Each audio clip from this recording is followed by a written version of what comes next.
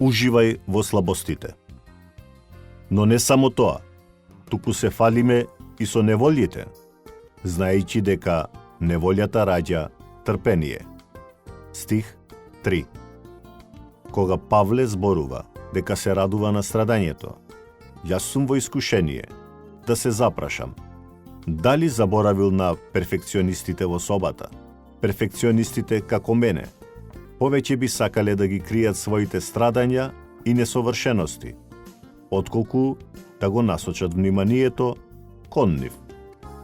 Сушност, повеќето од нас веројатно не би ги споделиле нашите борби со светот, без разлика дали сме перфекционисти или не. Сепак, во овој често цитиран текст за страдањето, апостол Павле сокрил длабок збор на задоволството. Задоволството е повеќе од среќа. Тоа е потполност и мир среде нашата скршеност. Зборот, кој е преведен како «радувајте се» во стих 3, може да се преведе и како «фалење» или «слава». За да не мислиме дека тоа значи дека треба да бидеме возбудени за нашите слабости, треба да погледнеме наназад во стих 1, за да се подсетиме зашто се работи во овој цитат. Затоа, бидејќи сме оправдани со вера, имаме мир со Бога преку нашите Господи Исус Христос. Крајната цел е мирот со Бог, а не личното совршенство.